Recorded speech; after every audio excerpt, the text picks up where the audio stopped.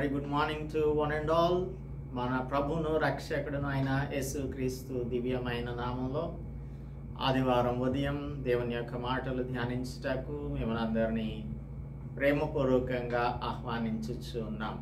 దానియేలు గ్రంథంలో ముందుగా దానియేలు నాకు ఏంజెల్ని పంపించి దేవుడు తెలియజేసిన మాటలన్నింటినీ కూడా మనం 11వ అధ్యాయంలో ధ్యానం చేయుచున్నాము.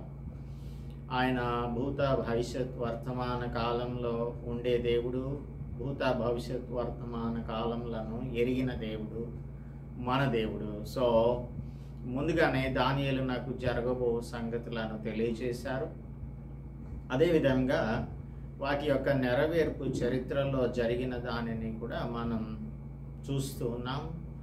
We have been observing all these things in relation to the prophecy from the book of Daniel. Let us pray and continue our meditation. పరిశుద్ధుడా, మా ప్రియ ప్రభువా, మా రక్షక, నమ్మదగిన దేవా, భూత భవిష్యత్ వర్తమాన కాలంలో ఉండువాడవు అనువాడవు నీవే ప్రభువా. నాయన, సజీవమైన దేవునిగా మీరు మాకు ఉన్నందుకై వందనములు చెల్లిస్తూ ఉన్నాం తండ్రి. మిమ్మల్ని ఎరిగినటువంటి మేము బలము కలిగి గొప్ప కార్యములను చేస్తాము అని ఈ గ్రంథంలో మీరు వ్రాయించి ఉంచారు. మేము నిజంగా మిమ్మల్ని ఎరిగిన వారంగా ఉండినట్లు మాకందరికీ కూడా సహాయము అనుగ్రహించమని క్రీస్తు యేసు పరిశుద్ధ నామంలో ప్రార్థిస్తున్నాం తండ్రి, ఆమేన్. ప్రభునామంలో మీ అందరికీ కూడా వందనాలు. దానియేలు గ్రంథం 11వ అధ్యాయాన్ని మనం ధ్యానం చేస్తూ ఉన్నాము. గత వారం మనం 27వ వచనం వరకు ధ్యానం చేసాం. ఇందులో యాంటియోకస్ అనేటువంటి Syrian king, the king of the north, southern king అనగా టాలమీ ఫిలమేటర్కు ఒక గార్డియన్ లాగా వచ్చి తన సైన్యం అంతటిని కూడా సమకూర్చుకొని, గొప్ప సైన్యాన్ని సమకూర్చుకొని తన మీదనే యుద్ధానికి సిద్ధపడతాడు. అప్పుడు ఎప్పుడైతే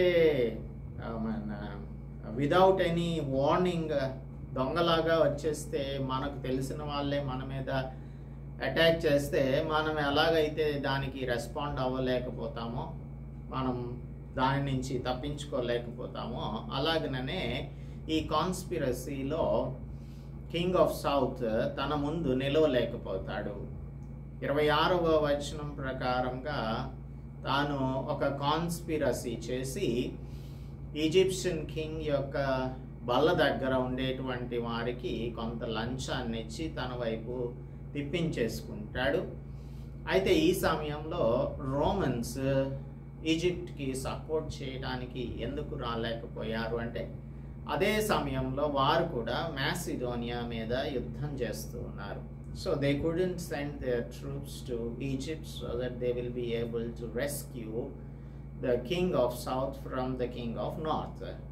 ఈ విధంగా జరుగుతోంది. యుద్ధానంతరం ఇన్సిన్సియర్గా వీరిరువురు కూడా ఒక శాంతి ఒప్పందాన్ని జరిగించుకుంటారు. King of north king of సౌత్ని నమ్మడు, king of south king of నార్త్ని కూడా నమ్మరు. అయినప్పటికీ కూడా ఒక నిర్ణయ కాలం వచ్చినప్పుడు వారు ఈ విధంగా ఒక ఒప్పందాన్ని చేసుకుంటారు. కీడు చేయుటకై ఆ ఇద్దరు రాజులు తమ మనస్సులను స్థిరపరచుకొని ఏకభోజన పంక్తిలో కూర్చుండినను కపట వాక్యములాడెదరు. నిర్ణయ కాలమందు సంగతి జరుగును గనక వారి ఆలోచన సఫలం కానేరదు. సో ఇద్దరు కూడా పీస్ అగ్రిమెంట్ చేసుకున్నాను. ఆ పీస్ అగ్రిమెంట్ సక్సెస్ఫుల్గా ఇంప్లిమెంట్ చేయబడదు అని దేవుని యొక్క వాక్యం చెప్తుంది. ఎందుకంటే this is appointed by the Lord. 28వ వచనంలో అతడు మిగుల ద్రవ్యం గలవాడై తన దేశమునకు మరలును అనగా యాంటియోకస్ ద ఫోర్త్ వీడి దగ్గర నుంచి ట్రెజర్ని తీసుకొని, తర్వాత రిచెస్ని తీసుకొని తిరిగి తన యొక్క దేశానికి వెళ్ళిపోతాడు. అతడు మిగుల ద్రవ్యం గలవాడై తన దేశం నాకు మరలును. ఇప్పుడు అసలైనటువంటి విషయానికి వస్తున్నాం. పరిశుద్ధ నిబంధన అంటే the holy covenant of the Lord. ఈ హోలీ కవెనెంట్ ఎవరితో చేశాడు అంటే ఇజ్రాయేలు జనాంగంతో దేవుడు చేసినటువంటి నిబంధనను జ్ఞాపకం చేస్తుంది. సో ఎప్పుడైతే ఈ మిగుల ద్రవ్యాన్ని తీసుకొని వస్తూ ఉన్నాడో తాను చేసిన పని ఏంటంటే పరిశుద్ధ నిబంధనకు విరోధి అయి ఇష్టానుసారంగా జరిగించి తన దేశమునకు తిరిగి వచ్చును. ఈ సిరియా నుంచి ఈజిప్ట్కి వెళ్ళే దారిలో యూదయ ప్రాంతం ఉంది, యెరూషలేము దేవాలయము అక్కడే ఉంది. ఎప్పుడైతే దానికి ఈజిప్ట్కి వెళ్తున్నాడో he has to pass through Jerusalem. యెరూషలేము మీద నుండి వెళ్ళాలి, మరలా యెరూషలేము మీద నుంచి తిరిగి రావాల్సి ఉంటుంది. సో ఆ విధంగా తిరిగి వచ్చేటప్పుడు యాంటియోకస్ ఈ హోలీ ల్యాండ్కి వస్తాడు. వచ్చి తన ఇష్టానుసారంగా చేశాడు తన తిరుగు ప్రయాణంలో అని ఇక్కడ మనం చదువుకుంటున్నాం. అంటియోకస్ తన యొక్క 6th year ఆఫ్ ద రెయిన్లో జెరూసలేం టెంపుల్ని, జెరూసలేం సిటీని పాడు చేసేస్తాడు. ఇంకా చరిత్ర ప్రకారంగా ఆ సమయంలో 80,000 మంది యూదులను హతమార్చడమే కాకుండా 40,000 మందిని బానిసలుగా తీసుకుని వెళ్ళిపోయాడు. 40,000 మందినేమో ఖైదీలుగా చేసుకున్నాడు, ప్రిజనర్స్గా చేసుకున్నాడు, స్లేవ్స్గా చేసుకున్నాడు.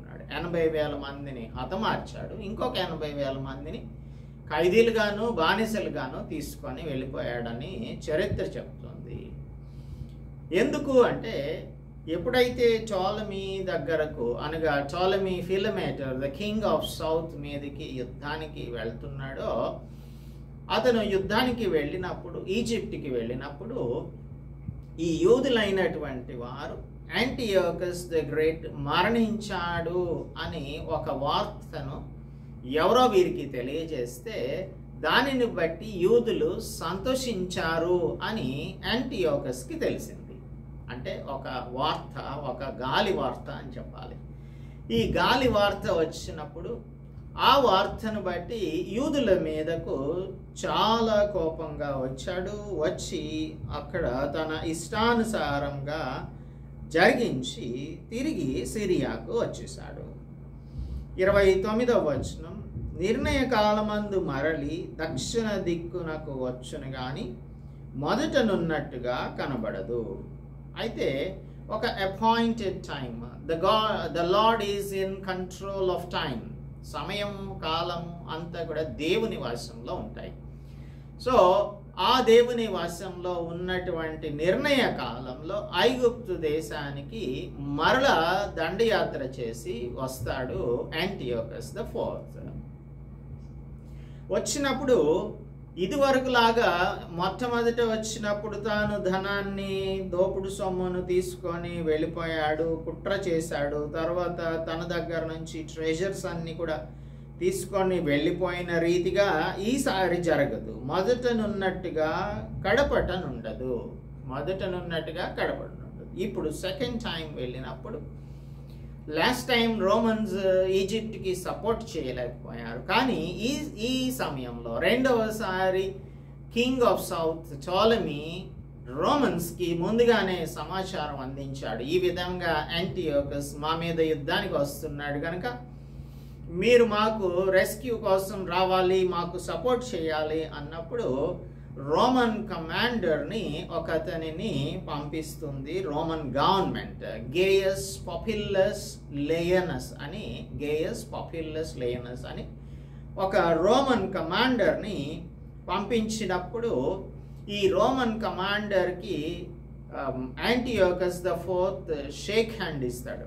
ఫ్రెండ్లీ షేక్ హ్యాండ్ ఆఫర్ చేసినప్పుడు అప్పుడు చెప్తూ ఉంటారు ఏమని అంటే, చరిత్రలో జరిగినటువంటి దాన్ని ఒక సర్కిల్ గీస్తాడు. ఒక సర్కిల్ని గీసి అందులో నిలబెట్టి, నీవు ఈజిప్ట్ నుంచి నిష్క్రమించకపోతే మా సెనేట్లో ఏం నిర్ణయించారు అంటే, నిన్ను కష్టపెట్టాలని, లేకపోతే నీవు ఆగ్రహానికి గురవుతావు అని గేయస్ హెచ్చరించాడు. అయితే యాంటియోకస్ అనుకున్నాడు, నేను మీకు చెప్తాను, I will tell you later, first shake hand with me అని అంటాడు. నాతో చేయి కలుపు అని అంటే, no no I will not shake my hand with you until you decide and say before you come out of this circle. ఈ గీసినటువంటి గీత ఉంది కదా, దీనిలో నుంచి నీవు దాటక ముందే నీవు ఏం చేస్తావో ముందుగా నాకు చెప్తే, అనగా నాకు విధేయత చూపిస్తావా లేదా రోమన్ సెనేట్కి అని అడిగినప్పుడు ఇంక చేసేదేమీ లేక యాంటియోకస్ ద ఫోర్త్ తనకు షేక్ హ్యాండ్ ఇచ్చి, I will do what ever is good in the eyes of your senate. Me senate నిర్ణయించిన రీతిగా, రోమన్ సెనేట్ నిర్ణయించిన రీతిగానే నేను నడుచుకుంటాను, నేను ఈజిప్ట్ని ఆక్రమించడానికి వెళ్ళను అని చెప్తాడు. అప్పటికే యాంటియోకస్ ద ఫోర్త్ మెంఫిస్ అనే నగరానికి, ఈజిప్షియన్ టౌన్, ఈజిప్షియన్ సిటీని ఆక్యుపై చేసేసి అక్కడి నుంచి అలెగ్జాండ్రియాకి వెళ్తూ ఉన్నాడు. అలెగ్జాండ్రియాకు వెళ్తున్న దారిలోనే ఈ రోమన్ కమాండర్ కనిపించి, అనగా ఎదురుగా వచ్చి తన మీద ఈ ఫోర్స్ చేస్తూ ఉన్నాడు. Unless you surrender unto us, unless you surrender unto Rome, you will have to face the wrath of the Senate అని హెచ్చరించాడు. హెచ్చరించినప్పుడు జరిగింది ఏంటంటే, ఫస్ట్ టైం చేసిన రీతిగా సెకండ్ టైం ప్లండర్ చేయలేకపోయాడు Antiochus the great or Antiochus the fourth. అందుకే నిర్ణయ కాలమందు మరలి దక్షిణ దిక్కు తిరుగు వచ్చును కానీ మొదటనున్నట్టుగా కడపట్టనుండదు. సెకండ్ టైం వచ్చినప్పుడు ఆ విధంగా ఉండదు. ఎప్పుడైతే ఈ రోమన్ కమాండర్ దగ్గర అవమానాన్ని పొందాడో, ఈ అవమానంతో, ఈ అవమాన భారంతో తిరిగి వస్తూ ఉన్నాడు యెరూషలేము మీదుగా. బహుగా వ్యాకులు పడ్డాడు. అంతటా 30వ వచనం, అంతటా కిత్తీయుల ఓడలు అతని మీదికి వచ్చుట వలన అతడు వ్యాకులపడి మరలి పరిశుద్ధ నిబంధన విషయంలో అత్యాగ్రహం గలవాడై తన ఇష్టానుసారంగా జరిగించును అని 30వ వచనం చెప్తుంది. అంతటా కిత్తీయుల ఓడలు, ఈ కిత్తీయుల ఓడలు, కిత్తీము అనే ప్రాంతం సైప్రస్లో ఒక ఐలాండ్గా ఉంటుంది. ఈ సైప్రస్ ఐలాండ్లో నుంచి షిప్స్ని రెడీ చేసి ఇన్వేజన్ కోసం రోమన్స్ ఈ యాంటియోకస్ ద ఫోర్త్ మీద యుద్ధం చేయడానికి తీసుకొని వచ్చినప్పుడు ఆ కిత్తీయుల ఓడలు మీదకి వచ్చేస్తున్నాయి కాబట్టి దేర్ ఈజ్ ఏ థ్రెట్ అంటు మీ, నాకు ఇది మంచి సమయం కాదు, నేను గెలవలేను అని చెప్పి అతను చాలా వ్యాకుల పడ్డాడు. అంటే ఓడిపోయాడు, అవమాన భారంతో వస్తూ ఉన్నాడు. వస్తున్నప్పుడు పరిశుద్ధ నిబంధన విషయంలో అత్యాగ్రహం గలవాడై, పరిశుద్ధ నిబంధన విషయంలో ఇప్పుడు ఒక అన్సక్సెస్ఫుల్ అటెంప్ట్ చేశాడు కదా ఈజిప్ట్ని దోచుకోవడానికి. ఈ అన్సక్సెస్ఫుల్ ఇన్వేజన్లో తాను ఓడిపోయి తిరిగి వస్తూ ఉన్నప్పుడు తన కోపం అంతా కూడా యూదుల మీద చూపిస్తూ ఉన్నాడు. అయితే చాలామంది అపాస్టసీ చేస్తారు. యూదులైనటువంటి వారు భ్రష్టులైపోయి వారు దేవుని యొక్క ఆ కవెనెంట్కి, నిబంధనకు వ్యతిరేకంగా ప్రవర్తించేటువంటి యూదులు అనేక మంది, they were enticed by Antiochus the Fourth. వారిని మరులు కొల్పి ప్రేరేపించి మీ పరిశుద్ధ నిబంధనను బ్రేక్ చేయాలి అని యూదులైనటువంటి వారిని ఎంకరేజ్ చేశాడు యాంటియోకస్ ద ఫోర్త్. సో అలాంటప్పుడు చాలామంది యూదులు యాంటియోకస్ ద ఫోర్త్ పక్షాన చేరిపోయి సజీవుడైన దేవుని వ్యతిరేకించేటువంటి వారిగాను, వారి యొక్క నిబంధనను వ్యతిరేకించే వారిగాను ఉన్నారు. పరిశుద్ధ నిబంధనను ఎవరు నిషేధిస్తారో ఇక్కడ లెట్ us see, పరిశుద్ధ నిబంధనను నిషేధించిన వారెవరు అని విచారిస్తాడు.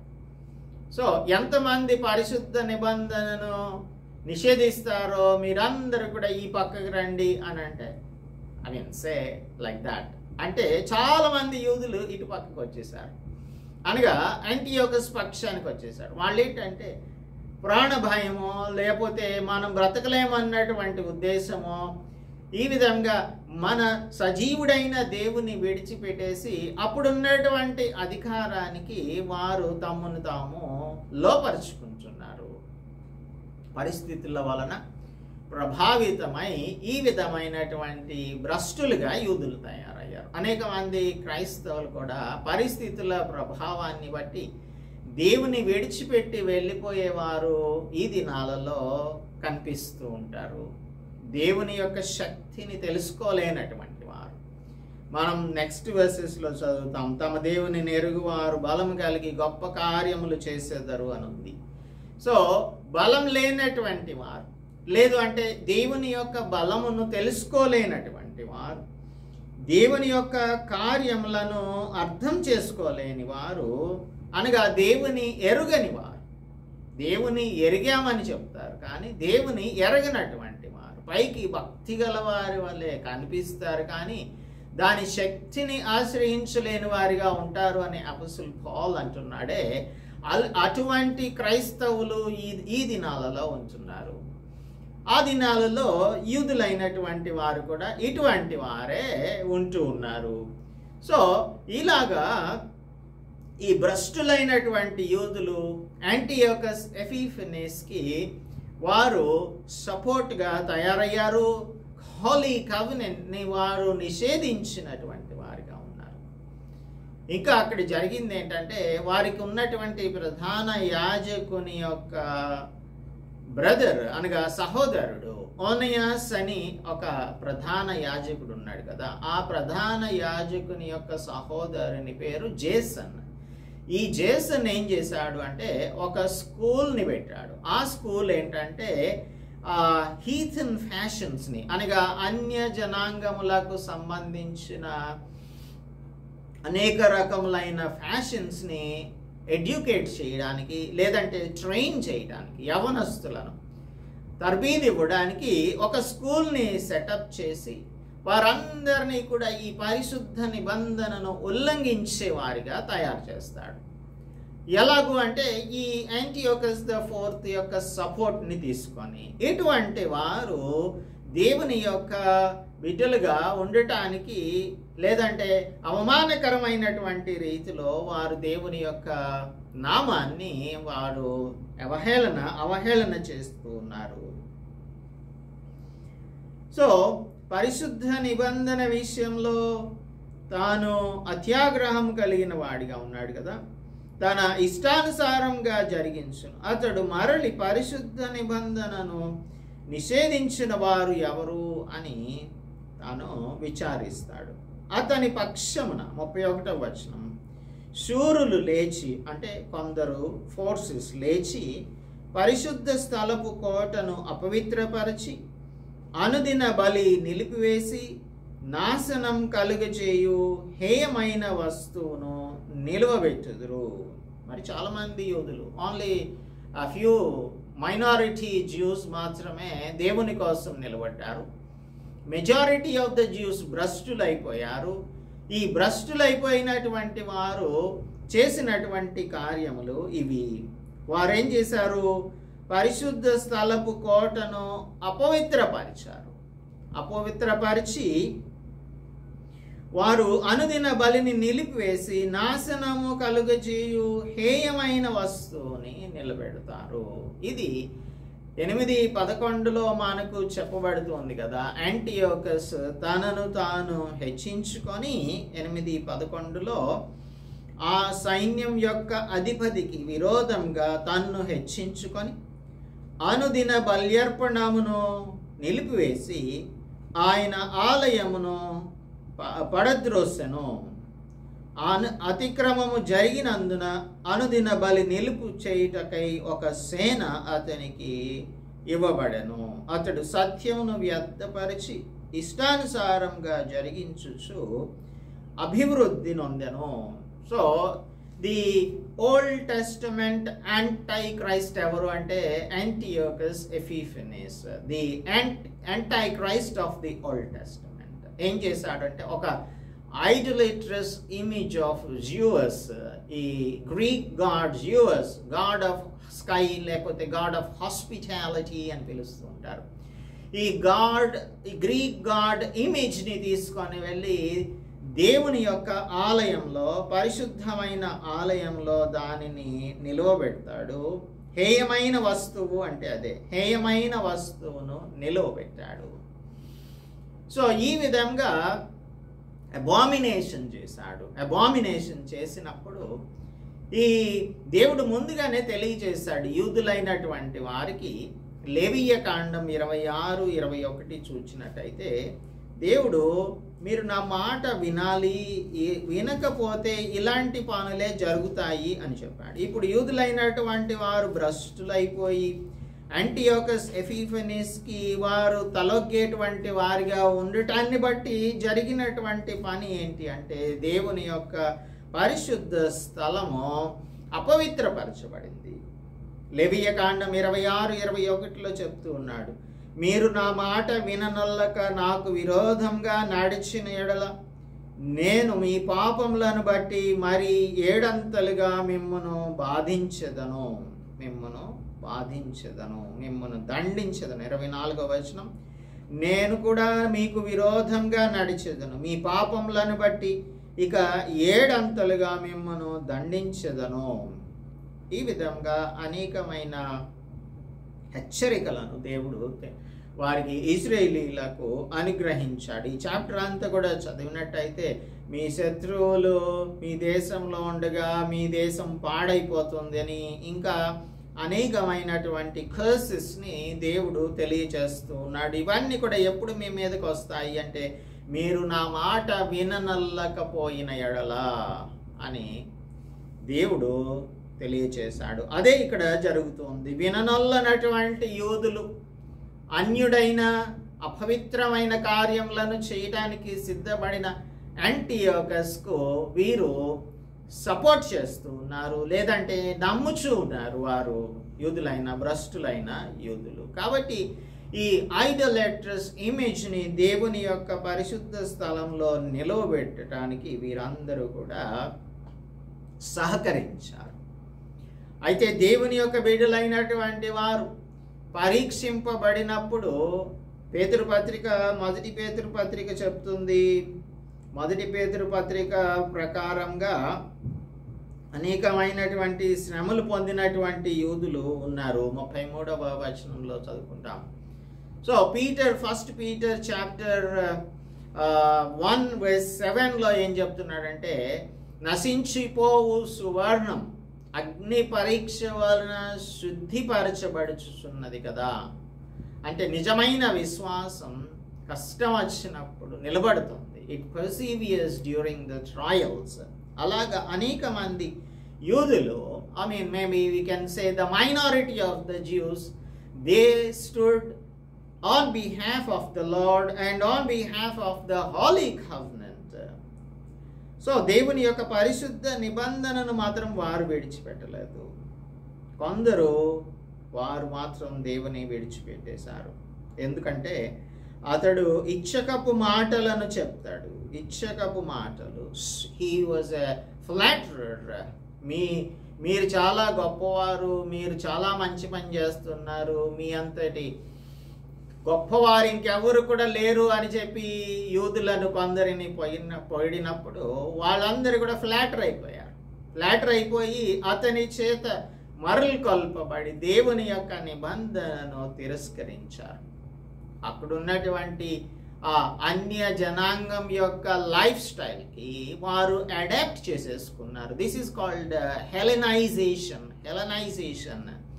ఆ సబ్బాతుని ఆచరించరు, విగ్రహాలకు బలి అర్పించేవారు, ఈ జియోస్ గాడ్కి విగ్రహానికి బలి అర్పించినటువంటి వారిగా ఉన్నారు, పరిశుద్ధ దినమును ఆచరించలేని వారిగా ఉన్నారు. ఇంకా చాలామంది వారి యొక్క సున్నతిని అన్సర్కంసైజ్ చేసేసుకున్నటువంటి యూదులు కూడా ఉన్నారు. ఇంతటి భ్రష్టత్వం యూదులలో ఈ యాంటియోకస్ ద 4th టైంలో జరిగినట్లుగా మనం గమనిస్తాం. అయితే కొందరు మాత్రం they remained faithful unto the covenant. The people who know their God, వారు మాత్రం అందుకు అతడు చెప్పిన ఇచ్చకపు మాటలను నిబంధనను అతిక్రమించేలాగా చేసింది. ఇచ్చకపు మాటలు చెప్పి నిబంధన అతిక్రమించు వారిని వశపరుచుకున్నాను. ఇప్పుడు వీళ్ళు బిట్రే చేసినప్పుడు మోసం చేసినప్పుడు మోసమే ఎదురవుతుంది. అందుకని ఈ యాంటియోకస్ని ఎవరైతే దేవుని బిట్రే చేసి యాంటియోకస్ని తమ యొక్క అధికారిగా ఒప్పుకున్నారో వారిని యాంటియోకస్ బిట్రే చేశాడు.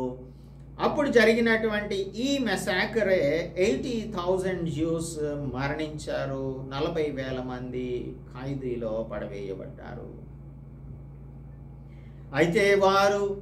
అయితే తమ దేవుని నెరుగువారు బలము కలిగి గొప్ప కార్యములు చేసేవారు.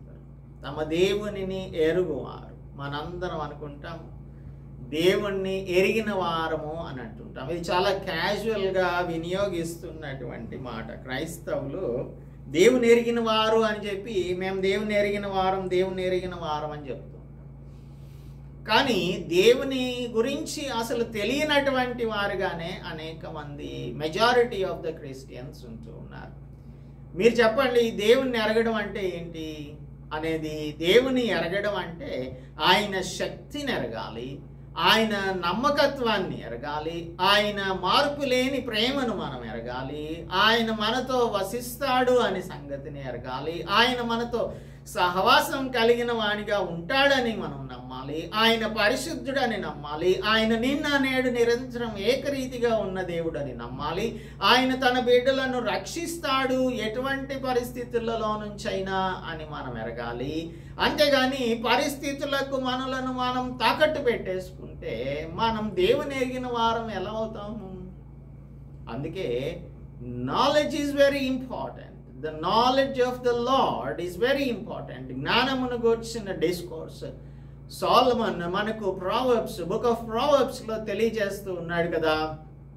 సో జ్ఞానం కోసం మనం ఏం చెయ్యాలి అనేది, దేవుని యొక్క జ్ఞానాన్ని మనం తెలుసుకోవడానికి ఏం చెయ్యాలి అనేది మనకు తెలిసి ఉండాల్సి ఉంటుంది.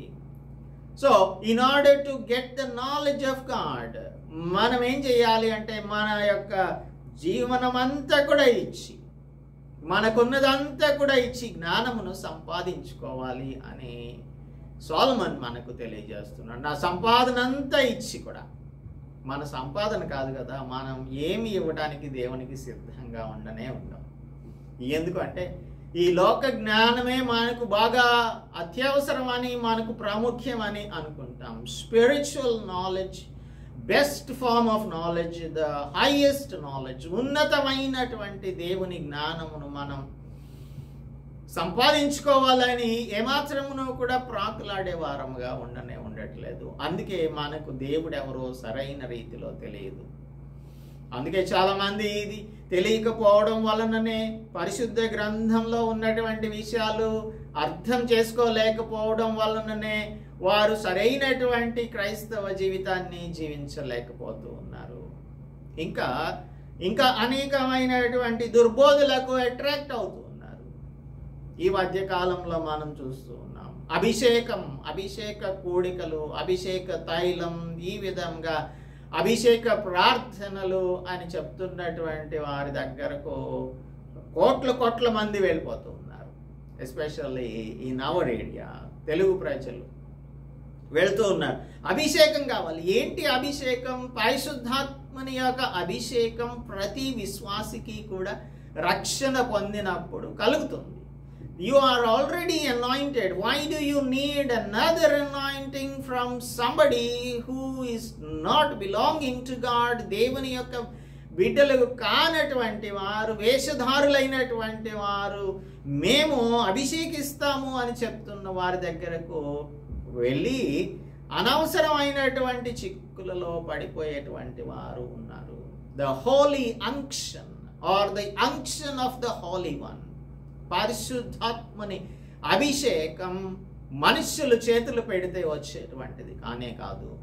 అది రక్షింపబడినప్పుడు దేవుడు మనకు అనుగ్రహించేటువంటి అభిషేకం. ఈ అభిషేకమును మనం సరైన రీతిలో వినియోగించి ఆయన యొక్క జ్ఞానాన్ని సంపాదించాల్సి ఉంటుంది. అంతేగాని ఈ అభిషేకం కోసం ఎవరెవరి దగ్గరకో మనం పరిగెత్తాల్సిన అవసరం ఏమాత్రమును లేనే లేదు. సో దేవుని ఎరుగువారు, తమ దేవుని ఎరుగువారు బలము కలిగి గొప్ప కార్యములను చేస్తారు. Strong God and strong people. ఆయన బలవంతుడైన దేవుడు, మనం బలవంతులైనటువంటి దేవుని బిడ్డలంగా జీవించాలి. అంతేగాని వీక్లింగ్స్ లాగా మనం ఏమాత్రమును కూడా జీవించడానికి మనల్ని దేవుడు పిలవలేదు. పిరికి ఆత్మను మనకు దేవుడు అనుగ్రహించలేదు. ధైర్యం కలిగినటువంటి ఆత్మను మనకు అనుగ్రహించాడు. యాంటియోకస్ ద ఫోర్త్ కాదు, వాళ్ళ ఫాదర్ వచ్చినా కూడా నేను నిలబడతాను అని, మీరు నన్ను ఏం చేస్తారు అని చెప్పి మనం ధైర్యంగా నిలబడాల్సి ఉంటుంది. మహా అయితే ఏం చేస్తారు? దానియేలు గ్రంథంలోనే మనం షడ్రక్ మేషక్ అబేద్నెగోల గురించి చదువుకున్నాం కదా. మహా అయితే అగ్నిగుండంలో పడేస్తారు. అగ్నిగుండంలో పడేస్తే దేవుని చిత్తం అయితే మేము అందులో కాలిపోతాం. ఈ దేహము, ఈ ప్రాణం అనేది దేవుడిచ్చిందే కనుక మేము మాత్రం ఈ ప్రతిమకు నమస్కారం చేయమని అంటున్నారు. ఇటువంటి కష్టతరమైనటువంటి పరిస్థితులలో నిలబడితేనే నీవు నిజమైన క్రైస్తవునిగా ఉంటావు. చాలామంది అపోస్టసీ చేస్తున్నారు, భ్రష్టులైపోతూ ఉన్నారు. ఇటువంటి భ్రష్టత్వం నుంచి మనం విడుదల పొందాలి అంటే, భ్రష్టులం కాకుండా ఉండాలి అంటే దేవుని గూర్చిన జ్ఞానమును కలిగిన వారంగా ఉండాలి. ఎక్సోడస్ చాప్టర్ 14లో, నిర్గమకాండం గ్రంథం 14వ అధ్యాయం 13-14 వచనాలలో ఎర్ర సముద్రం దగ్గరకు వచ్చారు. వెనక నుంచి ఫరో సైన్యం తరుముకుంటూ వస్తుంది. ముందు చూస్తేనేమో ఎర్ర సముద్రం ఉంది. ఇశ్రాయేలీలందరూ కూడా భయపడిపోతున్నారు, మోషే మీద సనుగుతూ ఉన్నారు. మమ్మల్ని చంపడానికి ఇక్కడికి తీసుకొచ్చావా అని అంటున్నారు. మోషే మాత్రం ఏమంటున్నాడు? భయపడకుడి, యెహోవా మీకు నేడు రక్షణను కలుగజేస్తాడు. మీకు కలుగజేయు రక్షణను, యెహోవా మీకు కలుగజేయు రక్షణను మీరు ఊరక నిల్చుండి చూడండి. Be still or stand still and see how the Lord will save you from these forces of Pharaoh. మిమ్మల్ని దేవుడు యెహోవా ఏ విధంగా రక్షణ కలుగజేస్తాడు అనే దానిని మీరు ఊరకండి, చూస్తూ ఉండండి. ఊరక నిల్చుండి చూడుడి. యెహోవా మీ పక్షమున యుద్ధం చేయను, మీరు ఊరకయే ఉండవలను. కొంచెం నోరు మూసుకొని ఉండండి. Be still.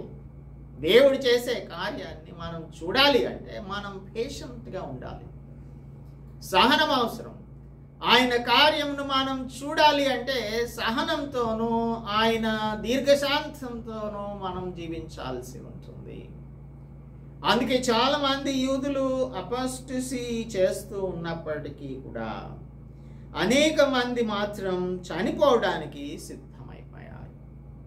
జకరియా గ్రంథం 4వ అధ్యాయం 6వ వచనం చెప్తుంది, శక్తి చేతనైనను బలం చేతనైనను కాక నా ఆత్మ చేతనే ఇది జరుగును అని సైన్యములకు అధిపతియగు యెహోవా సెలవిచ్చుచున్నాడు. దేవుని యొక్క శక్తితో, మన బలంతో కాదు, మన శక్తితో కాదు, దేవుని ఆత్మతోనే మనం ఏదైనా కూడా చేయగలుగుతాం. 33వ వచనం, జనములో బుద్ధిమంతులు అనేకులకు బోధించుదురు గాని వారు బహుదినములు ఖడ్గం వలనను అగ్ని వలనను కృంగి చెరపట్టబడి హింసింపబడి దోచబడుదురు. ఏం పర్వాలేదు, ఖడ్గం మనలను ఏమాత్రమునో కూడా వెనకంజ వేయనివ్వదు. హింస ఎప్పుడు కూడా మనల్ని ఇతరులకు తలొగ్గేదిగా చేయదు. బుద్ధిమంతులైనటువంటి వారు ఈ వీటన్నింటినీ కూడా అసలు ఏమాత్రం కూడా ఖాతరు చేయకుండా ఉండగలుగుతారు. దేవుని యొక్క బిడ్డలైన వారు బలము కలిగినటువంటి వారుగా, ఆయన శక్తి కలిగినటువంటి వారుగా, ఇవన్నీ కూడా దేవుని ఆత్మ వలననే మనకు కలుగుతాయి. దోచబడతారు, అయినా కూడా ఏం ప్రాబ్లం లేదు. వారు కృంగిపోవు సమయమందు వారికి స్వల్ప సహాయం దొరుకును. No problem. మనకు సహాయం దొరకకపోయినా పర్వాలేదు. రాజా, మా దేవుడు మమ్మల్ని మండుచున్న అగ్ని నుండి తప్పించకపోయినా పర్వాలేదు, మేము సిద్ధంగానే ఉన్నాం. దేనికి?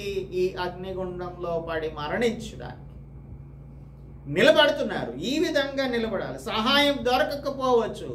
ఇక్కడ కొంచెం సహాయం దొరికింది, స్వల్ప సహాయం దొరికింది అని ఉంది, కానీ అసలు సహాయం దొరకకపోయినా సరే పర్వాలేదు, మనం దేవుని కోసం నిలబడగలగాలి. అయితే అనేకులు ఇచ్చకపు మాటలు చెప్పి వారిని హత్తుకొందురు, కానీ నిర్ణయకాలం ఇంకా రాలేదు కనుక అంత్యకాలం వరకు జనులను పరిశీలించుటకు, పవిత్రపరచుటకు బుద్ధిమంతులలో కొందరు కూలుదురు.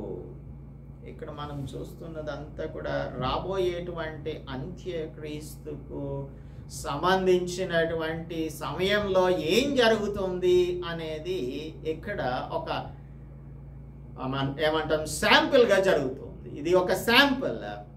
రెవల్యూషన్ చాప్టర్ 13 చూస్తే 14 and 15 వర్సెస్లో, ప్రకటన గ్రంథం 13వ అధ్యాయం 14-15 వచనాలలో అంత్యక్రీస్తుని గురించి రాయబడి ఉంటుంది.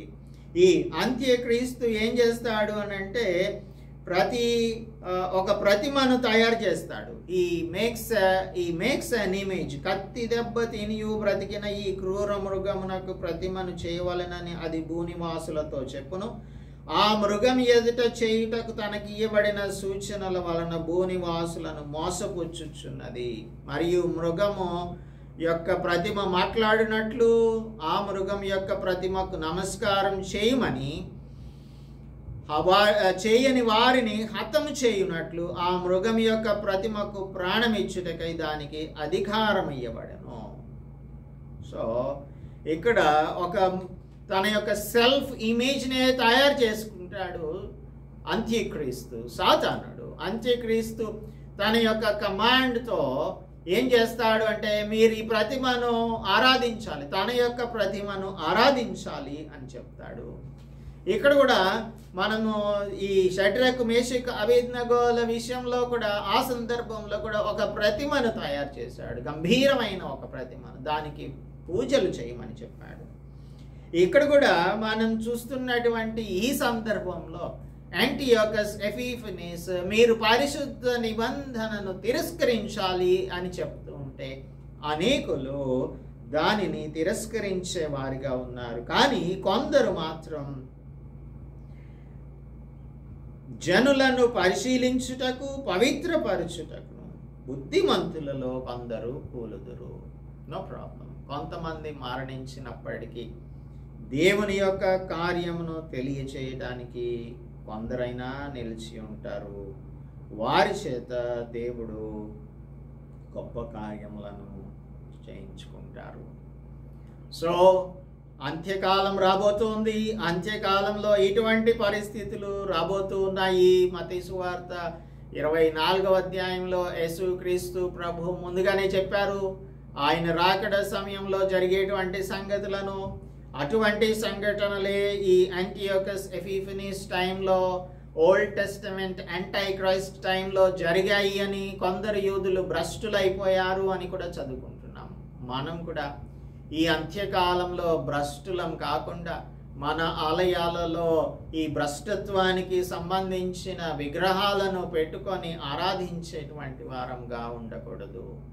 విగ్రహం అంటే విగ్రహాన్ని తీసుకొని రానవసరం లేదు. దేవుడు చెప్పిన దానికి వ్యతిరేకమైన దానిని మనం కానీ మన చర్చ్లో జరిగిస్తూ ఉంటే అది హేయమైన, నాశనకరమైన హేయ వస్తువుగానే పరిగణించాల్సి ఉంటుంది. ఆయన మాటలకు వ్యతిరేకంగా సంఘంలో ఏది చేసినా కూడా నాశనకరమైన హేయ వస్తువును మనం ఎస్టాబ్లిష్ చేసినట్లే ఎక్కడైతే నాశనకరమైన హేయ వస్తువు ఉంటుందో అక్కడ అపవిత్రత ఉంటుంది, పరిశుద్ధత ఏమాత్రమును ఉండనే ఉండదు. అయితే దేవుడు మనలను పరిశుద్ధులుగా ఉండటానికి, మనం పరిశుద్ధుడైన దేవుని ఆరాధించటానికే పిలుచుకున్నారు. సంఘంలో కూడా ఆయనను పరిశుద్ధంగా ఆరాధించడానికి పిలుచుకున్నారు. అలాంటప్పుడు అపవిత్రమైన కార్యములను చేస్తూ పరిశుద్ధమైన వారంగా మనం ఆరాధిస్తున్నామని ఏ విధంగా చెప్పగలుగుతాము? అందుకే దేవుని యొక్క జ్ఞానమును మనం అర్థం చేసుకోవాలి. తమ దేవుని ఎరుగువారు. నిజంగా దేవుని ఎరిగిన వారిగా మీరున్నారా? దేవుని ఎరిగిన దానివిగాను, దేవుని నిజంగా ఎరిగిన వానివిగాను నీవు ఉన్నావా? ఒకవేళ కనుక దేవుని నిజంగా ఎరిగి ఉంటే బలం కలిగి గొప్ప కార్యములను చేసేవారిగా మీరుంటారు. అనవసరమైనటువంటి అన్హాలీ కవెనెంట్స్ని చేసేవారిగా ఉండరు. హాలీ కవెనెంట్ని బ్రేక్ చేసేవారిగా ఏమాత్రం కూడా ఉండరు అని దైవవాక్యం ఈ ఉదయకాలమందు మనలను హెచ్చరిస్తుంది. మిగిలినటువంటి భాగాన్ని నెక్స్ట్ సండే మెడిటేట్ చేద్దాం, ప్రార్థించుకుందాం. పరిశుద్ధుడా, మా ప్రియ ప్రభువా, మా రక్షక, ఈ లోకంలో మమ్మల్ని ఎంటైస్ చేసేవారు చేసే సిచ్యువేషన్స్ అనేకంలో ఉంటూ ఉన్నాయి. యాంటియోకస్ ఏ విధంగా అయితే ఏర్పరచబడినటువంటి నీ జనాంగమును మరలు కొల్పాడో, ఆ మరలు కొల్పుట ద్వారా అనేక మందిని తన వైపు త్రిప్పుకున్నాడో, హీదెన్ ప్రాక్టీసెస్ని వారు ప్రాక్టీస్ చేసేలాగా అట్రాక్ట్ చేసుకున్నాడో, అలాగూ ప్రభువా ఈ దినాలలో సంఘం హీదెన్ ప్రాక్టీసెస్కి అలవాటైపోయింది. నాయన, సంఘంలో అన్యమైన ఆచారాలు, అన్యమైన పద్ధతులు, అన్యులు చేసేటువంటి కార్యక్రమాలను చేస్తూ అపవిత్రమైన హేయ వస్తువులను తీసుకొని వచ్చి అపవిత్రపరిచిన రీతిగా, పరిశుద్ధ దేవాలయమును ఆ దినాలలో అపవిత్రపరిచిన రీతిగా ఈ దినాలలో అపవిత్రపరిచేటువంటి వారు అనేకులు ఆయన మేము చూస్తూ ఉన్నాం. తండ్రి, పరిశుద్ధమైన దేవుడవు, పరిశుద్ధముగా జీవించుటకు మమ్మల్ని పిలిచిన దేవుడవు, మీ కొరకు మేము మీ జ్ఞానం కలిగిన వారంగా, ప్రత్యేకించబడిన వారంగా జీవించున్నట్లు మా ప్రియులకు మాకు సహాయము అనుగ్రహించుమని క్రీస్తు యేసు పరిశుద్ధ నామములో ప్రార్థిస్తున్నాము తండ్రి. ఆమేన్. దేవునామానికి స్తోత్రములు. అందరికీ కూడా వందనాలు.